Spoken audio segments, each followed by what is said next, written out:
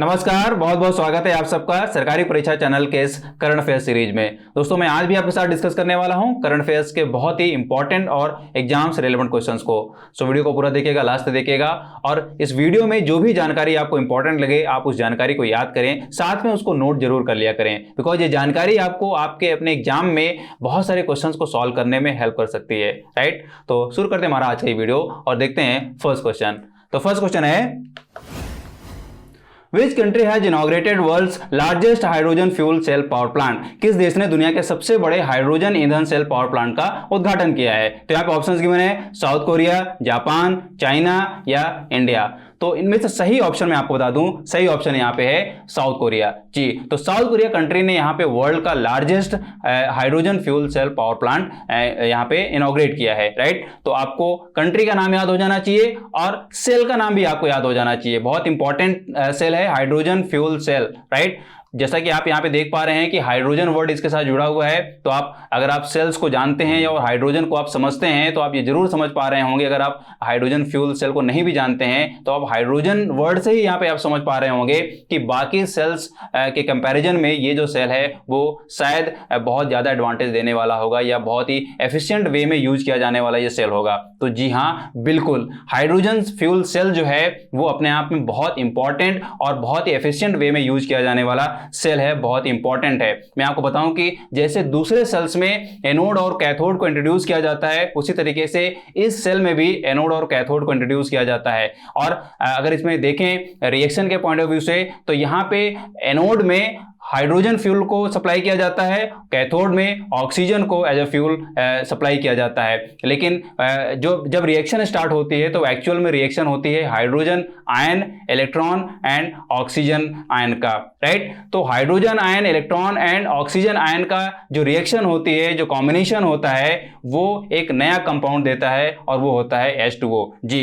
तो H2O ही इस पूरी रिएक्शन में, यानी कि इस सेल की पूरी रिएक्शन में H2O एक बाई प्रोडक्ट के रूप में निकलता है या एक बाई प्रोडक्ट बनता है। राइट, और ये जो बाई प्रोडक्ट है, सबसे इंपॉर्टेंट बात ये है कि ये जो बाई प्रोडक्ट है उसको फिर से रिवर्स रिएक्शन करके एक वहां पे हाइड्रोजन को एक्सट्रैक्ट किया जा सकता है। आप देखो H2O में हाइड्रोजन अवेलेबल है, तो आप इसको फिर से रिवर्स रिएक्शन करके हाइड्रोजन को आप एक्सट्रैक्ट कर सकते हो और इस हाइड्रोजन को वापस हाइड्रोजन फ्यूल सेल में एज अ फ्यूल इसको आप रख सकते हैं, यानी कि इस फ्यूल को सप्लाई कर सकते हैं हाइड्रोजन फ्यूल सेल में। तो बहुत इंपॉर्टेंट है। और देखिए यहाँ पे मैं इसको बहुत एफिशिएंट वे में बोल रहा हूं, तो इसका मतलब ये नहीं कि यहाँ पे कुछ एनर्जी का लॉस नहीं होगा। डेफिनेटली यहाँ पे एनर्जी का लॉस तो होना ही है, बिकॉज जब आप इलेक्ट्रोलिसिस कराएंगे, इस पूरी रिएक्शन को कराने के लिए आपको इलेक्ट्रोलिसिस करानी पड़ेगी। इलेक्ट्रोलिसिस होगी तभी ये रिएक्शन होती है और H2O बनता है। और होता क्या है कि जब आप इलेक्ट्रोलिसिस करा रहे होते हैं, ये रिएक्शन होती है, ये बाई प्रोडक्ट निकलता है, तो साथ में वहां पे इलेक्ट्रिसिटी भी पैदा होती है जो कि डीसी मैनर की होती है, यानी कि डायरेक्ट करंट यहां पे निकलती है और उस डायरेक्ट करंट को आप डायरेक्टली यूज कर सकते हैं या आप उसको स्टोर कर सकते हैं। राइट, तो यही एडवांटेज है एक तरीके से हाइड्रोजन फ्यूल सेल का। बहुत एक तरीके से इसमें आप जो भी इलेक्ट्रोलिसिस कराएंगे, उस इलेक्ट्रोलिसिस को कराने के लिए जो आप इलेक्ट्रिसिटी यूज करेंगे, वो इलेक्ट्रिसिटी आप बहुत कम फ्यूल से, बहुत कम फॉसिल फ्यूल से उसको बना सकते हैं, या कह सकते हैं कि इलेक्ट्रोलिसिस के लिए जो इलेक्ट्रिसिटी आप यूज करेंगे वो बहुत थोड़ी होती है। मतलब कि कंपैरिजन टू अगर इसको डीसी के प्रोडक्शन के टर्म में देखें तो डीसी का प्रोडक्शन बहुत ज्यादा होता है और यहाँ पे जो इलेक्ट्रोलिसिस में जो इलेक्ट्रिसिटी यूज होती है वो बहुत कम मात्रा में होती है। राइट, लेकिन फिर भी अपने आप में बहुत ही एफिशिएंट सेल है हाइड्रोजन फ्यूल सेल। आप इसको डिटेल में जरूर पढ़ सकते हैं और अगर आप इसको केमिस्ट्री के अगर आप स्टूडेंट हैं तो आप इसको इसकी रिएक्शन को बकायदा आप समझ सकते हैं। एनोड कैथोड के बीच किस तरीके से रिएक्शन होती है, उनके बीच में कौन सा इलेक्ट्रोलाइट यूज किया जाता है, कौन सा कैटलिस्ट वहां पे यूज किया जाता है, और भी बहुत सारा पूरा जो मैकेनिज्म है उसको डिटेल में आप समझ सकते हैं।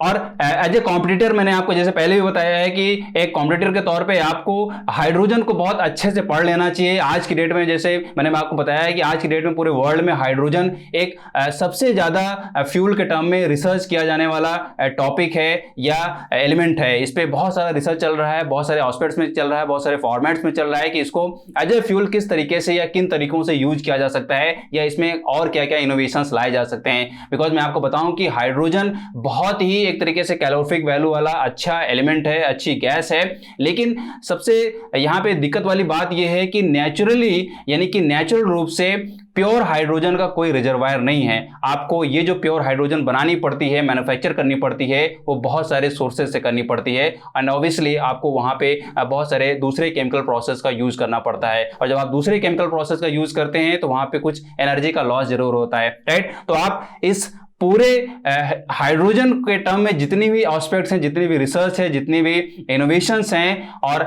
आने वाला जो एक तरीके से रिसर्च है, उन सब के टर्म में अवेयर रहें। आप कह सकते हैं कि हाइड्रोजन जो है वो आने वाले फ्यूचर में फॉसिल फ्यूल्स का सबसे बड़ा सब्स्टिट्यूशन बनने वाला है, राइट। तो इसके टर्म में आप अवेयर जरूर रहें। नाउ देखते हैं next question. Which city has been awarded the best public transport awarded by Central Government of India? Bharat के केंद्र सरकार द्वारा किस शहर को सर्वश्रेष्ठ सार्वजनिक परिवहन पुरस्कार से सम्मानित किया गया है? तो यहाँ पे ऑप्शंस गिवन है कोची, इंदौर, नासिक या सूरत। तो सही ऑप्शन मैं आपको बता दूं, सही ऑप्शन यहाँ पे है सूरत जी। तो सूरत सिटी को यहाँ पे बेस्ट पब्लिक ट्रांसपोर्ट के लिए अवार्ड दिया गया है और मैं आपको बताऊं कि ये जो अवार्ड है वो 14th urban mobility India conference में दिया गया है और ये अवार्ड सिर्फ एक सिटी को नहीं दिया गया है, कई सारी सिटीज को दिया गया है। डिफरेंट जो मतलब अचीवमेंट्स हैं, जैसे कि यहाँ पे सूरत की अचीवमेंट है बेस्ट पब्लिक ट्रांसपोर्टेशन के लिए, उसी तरीके से दूसरी सिटीज को भी किसी न किसी रूप में रिकॉग्नाइज किया गया है। जैसे मैं अगर आपको बताऊं दिल्ली मेट्रो को, तो दिल्ली मेट्रो को इस कॉन्फ्रेंस में जो अवार्ड दिया गया है वो दिया गया है excellent passenger service and satisfaction के फील्ड में, राइट। तो बाकी जो ऑप्शंस यहाँ पे गिवन है कोची, इंदौर, नासिक, इन सिटीज को भी कोई ना कोई अवार्ड दिया गया है। इस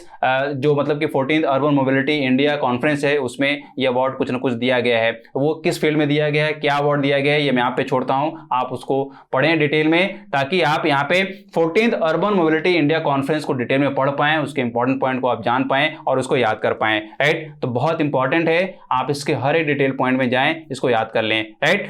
नाउ देखते हैं next question. On the occasion of first Ladakh Birds Festival in Leh, which bird has been declared as Ladakh State Bird officially? Leh में पहले लद्दाख पक्षी महोत्सव के अवसर पर किस पक्षी को आधिकारिक तौर पे लद्दाख राज्य पक्षी घोषित किया गया है? तो यहाँ पे ऑप्शंस गिवन है black necked crane, Himalayan vulture, golden eagle या तिब्बती स्नो कॉक, राइट। तो बहुत इंपॉर्टेंट है, मैं आपको यहाँ पे इसका करेक्ट ऑप्शन बता देता हूँ। करेक्ट ऑप्शन है ब्लैक नेक्ड क्रेन, यानी कि काली गर्दन वाली क्रेन, राइट। बहुत इंपॉर्टेंट है। बाकी ऑप्शंस आप देख पा रहे हैं यहाँ पे Himalayan vulture, golden eagle, Tibetan snowcock, ये सारे लेह एंड लद्दाख क्षेत्र में मिलने वाले पक्षी के नाम हैं। इनके मतलब कि इनका किस तरीके का हैबिटाट है या इनकी क्या क्वालिटीज हैं, आप इनको डिटेल में जरूर पढ़ सकते हैं। आपके लिए एक तरीके से बायोलॉजिकल या स्ट्रेटेजिक के टर्म में आपको जरूर जानना चाहिए। ये कहीं कहीं क्वेश्चन कई बार पूछा जाता है किसी न किसी जीव के उसके फिजिक के बारे में या उसके फिजिक कैरेक्टर के बारे में, राइट। तो आप इसको डिटेल में जरूर पढ़ लें। वहीं ये जो बात की जा रही है फर्स्ट लद्दाख बर्ड्स फेस्टिवल, ये फेस्टिवल क्या था और इसको किस तरीके से मनाया गया है, किस तरीके से सेलिब्रेट किया गया है, चीफ गेस्ट कौन थे, राइट। ये सारे पॉइंट्स हैं, आपको जरूर याद कर लेने चाहिए, क्वेश्चन कहीं से भी बन सकता है, राइट। नाउ देखते हैं नेक्स्ट क्वेश्चन।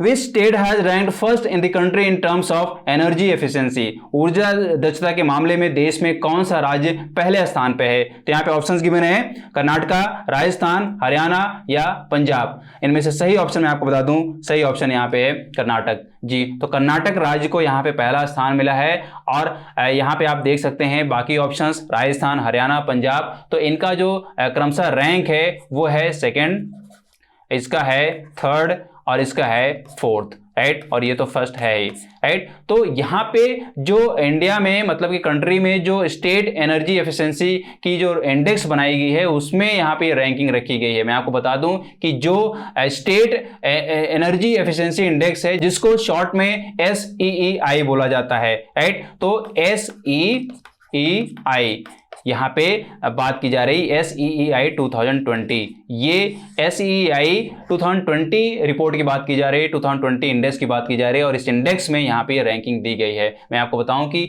यहाँ पे इस इंडेक्स में हर स्टेट को एक पर्टिकुलर रैंक दी जाती है, लेकिन ये रैंक ऐसे ही नहीं दे दी जाती है। इसमें बाकायदा एक ये जो इंडेक्स बनता है वो कई सारे इंडिकेटर्स को कंसिडर करके, कई सारे इंडिकेटर्स की एनालिसिस करके एक बाकायदा रिपोर्ट तैयार की जाती है और उस रिपोर्ट के बेसिस पे यहाँ पे इंडेक्स तैयार किया जाता है जिसमें डिफरेंट स्टेट्स को एक रैंक दी जाती है। अगर हम यहाँ पे इंडिकेटर्स के तौर पे बात करें कि वो कौन से इंडिकेटर्स हैं जिनको कंसीडर करके, जिनकी एनालिसिस करके यहाँ पे ये रैंक तैयार की जाती है, तो वो इंडिकेटर्स क्या हैं वो आपको जरूर जान लेना चाहिए। मैं आपको बताऊं कि इकोनॉमिकल एक्टिविटीज से जुड़े हुए जितने भी फैक्टर्स हैं, जितने भी एस्पेक्ट्स हैं, उन सारे फील्ड्स को, उन सारे एस्पेक्ट्स को इसमें इंडिकेटर के तौर पे यूज किया जाता है। चाहे वो बिल्डिंग कंस्ट्रक्शन हो, चाहे वो इंडस्ट्री एस्टेब्लिशमेंट हो, या म्यूनिसिपैलिटीज का काम हो, या ट्रांसपोर्टेशन हो, एग्रीकल्चर हो, डिस्ट्रीब्यूशन कंपनीज हो, या मतलब कि जो क्रॉस सेक्टर इनिशिएटिव्स हैं उनको भी इसमें एक तरीके से इंडिकेटर के तौर पे यूज किया जाता है और उनका एनालिसिस की जाती है जिसके बेसिस पे ये रिपोर्ट तैयार की जाती है। राइट, तो बहुत इंपॉर्टेंट है, आप SEEI 2020 को डिटेल में जरूर पढ़ लें, बाकी स्टेट्स को क्या रैंक मिली है और इसमें अदर स्टेट ने कितना अच्छा परफॉर्म किया ये भी आपको बहुत अच्छे से जानने की जरूरत है। मैं आपको बताऊं कि इस बार 2020 में सबसे अच्छी जो रैंक सुधारी है वो है राजस्थान ने। राजस्थान सेकेंड रैंक पे आया है जो कि बहुत एक तरीके से काबिल तारीफ है। इसकी मतलब कि पुरानी जो रैंकिंग आती रही है वो काफी बेकार आती रही है, काफी बेकार परफॉर्मेंस रहा है, लेकिन इस बार इसको एक अच्छी रैंक मिली है। तो जरूर इसमें जो इंडिकेटर्स यूज किए गए होंगे, इनके इंडिकेटर्स की जिस तरीके से एनालिसिस की गई होगी उस एनालिसिस में जरूर अच्छे रिजल्ट मिले होंगे। राइट, तो डिटेल में आप जरूर पढ़ लें, क्वेश्चन कहीं से भी बन सकता है SEEI 2020 रिपोर्ट पे। राइट, नाउ देखते हैं next question. Which state's Ramakatha Park has been renamed as Queen Hue Hong Oke Memorial Park? किस राज्य के रामकथा पार्क का नाम बदलकर क्वीन ह्यू होंग ओके मेमोरियल पार्क का नाम रखा गया है? तो यहाँ पे ऑप्शंस गिवन है, मध्य प्रदेश, झारखंड, राजस्थान या उत्तर प्रदेश। तो सही ऑप्शन मैं आपको बता दूं, यहाँ पे सही ऑप्शन यहाँ पे है उत्तर प्रदेश जी। तो उत्तर प्रदेश में यहाँ पे ये जो पार्क है राम कथा पार्क, उत्तर प्रदेश में अयोध्या में सरयू नदी के किनारे ये पार्क स्थित है, राम कथा पार्क। और इसको अभी हाल ही में रिनोवेट किया जा चुका है, मतलब कि इसको फिर से इसका नवीनीकरण किया जा चुका है, लेकिन अब बात चल रही है इसके नाम को चेंज करने की, और इसका जो नाम चेंज होगा वो होगा क्वीन ह्यू होंग ओके। राइट, तो ये नाम आपको बहुत अच्छे से याद हो जाना चाहिए। अब देखिए बड़ा अजीब नाम है, आप सोच रहे होंगे ये कोई चाइनीज नाम कहाँ से आ गया। जनरली जो नाम बदला जाता है वो इंडिया का टर्म ही बदला जाता है, किसी महान पुरुष या किसी महान महिला या वीरांगना के नाम पे ऐसे बहुत सारे नाम रखे जाते हैं, लेकिन इस बार ये नाम अजीब तरह दिख रहा है। आपको लग रहा होगा ये चाइना का नाम कहाँ से आ गया। राइट, तो थोड़ा सा यहाँ पे क्वीन ह्यू होंग ओके के बारे में जान लेना जरूरी हो जाता है। मैं आपको बताऊं कि ह्यू होंग ओके जो है वो कोरियन महारानी रह चुकी हैं, मतलब कि कोरिया की महारानी थी, और ये मानता है कि वो अयोध्या से जुड़ी हुई थी जी। मानता ये है कि वो अयोध्या की राजकुमारी थी और राजकुमारी के तौर पे उनका नाम था सूरी रत्ना। राइट, क्या नाम था? सूरी रत्ना। ये नाम भी आपको याद रख लेना चाहिए, इसके टर्म में भी क्वेश्चन बन सकता है। तो सूरी रत्ना क्या है? वो प्रिंसेस थी अयोध्या की, और आपको उनके माता पिता का नाम भी जान लेना चाहिए, इसके टर्म में भी क्वेश्चन बन सकता है। माना जाता है कि उनके पिता जो थे वो राजा पद्मसेन थे और माता जो थी वो इंदुमती थी। राइट, तो ये आपको अच्छे से याद कर लेना चाहिए, इसके टर्म में एक तरीके से क्वेश्चन बन सकता है। Right, Padmasen and Indumati. तो देखिए यहाँ पे पद्मसेन और इंदुमती की डॉटर के रूप में यहाँ बताया जा रहा है सूरी रत्ना, जो कि बाद में मतलब कि कोरिया का एक तरीके से कोरिया के लिए ट्रैवल करती हैं और बाद में वहाँ के राजा के साथ विवाह करती हैं। तो ये मानता है, इसका बकायदा इतिहास में एक तरीके से कोई साक्ष्य नहीं है, या मतलब कि कोई स्ट्रांग सोर्स नहीं है जो इस चीज़ को जस्टिफाई करे कि हाँ यहाँ पे सूरी रत्ना जो थी वो क्वीन ह्यू होंग ओके ही थी। लेकिन आप जरूर ये समझिए कि यहाँ पे जो मान्यताएं होती हैं, कई बार ये मान्यताएं भी रिश्तों को मजबूत करने के लिए जरूरी होती हैं या बहुत अहम रोल अदा करती हैं। ये रिश्ता चाहे इंडिविजुअल रिश्ता हो, चाहे वो किसी कम्युनिटी के बीच का रिश्ता हो या किन्हीं दो कंट्रीज के बीच का रिश्ता हो। राइट, तो बहुत इंपॉर्टेंट है, आप इस पार्ट को डिटेल में जरूर पढ़ लें, और यहाँ पे आपको बहुत हिस्ट्री पार्ट में जाने की जरूरत नहीं है, सिर्फ जो मान्यता है उसके टर्म में आप इतना आप याद कर लें, इसके टर्म ही जो क्वेश्चन बनना होगा बन जाएगा। यानी कि इनका राजकुमारी के तौर पर जो नाम था वो था सूरी रत्ना, और यहाँ पे पिताजी का इनका नाम था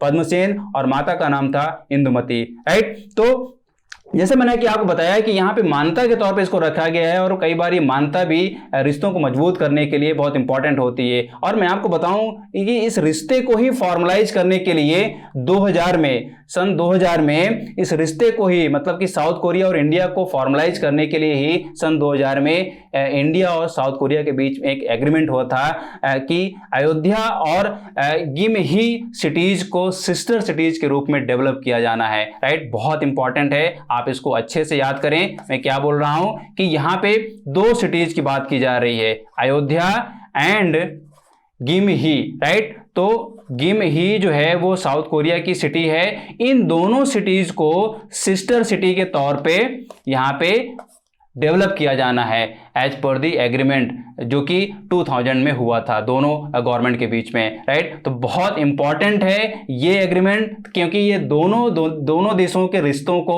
फॉर्मलाइज करता है या एक तरीके से जो कल्चरल और म्यूचुअल डेवलपमेंट है उसको एंकरेज करता है। राइट, डिटेल में आप इसको जरूर पढ़ लें। इसके साथ में आपको हाल की घटना आपको बता दूं इससे जुड़ी हुई कि साउथ कोरिया और इंडिया ने 2021 में अभी हाल ही में एक फ्रेंडशिप पार्क को इनॉग्रेट किया है। राइट, जिसका नाम है India Korea friendship park. Right, ये पार्क कहां पे है, इसकी लोकेशन क्या है, इसका एरिया क्या है और इसके स्पेशल पॉइंट्स क्या हैं, तो आप इसको डिटेल में जरूर पढ़ लें। डेफिनेटली ये आपको कहीं ना कहीं हेल्प करने वाला है। यही थे हमारे आज के इंपॉर्टेंट क्वेश्चंस। आप जितने भी इंपॉर्टेंट पॉइंट मैंने आपको बताए आप उनको नोट करें और अपने से भी इसमें रिसर्च करें कि बकायदा और क्या पॉइंट्स इसमें हो सकते हैं जिनको कंपटीशन के तौर पे याद किया जा सकता है, नोट किया जा सकता है। राइट, वीडियो को लाइक करें, शेयर करें और अगर आप चैनल में नए हैं तो उसको आप सब्सक्राइब कर लें, साथ में बेल आइकन को प्रेस कर लें।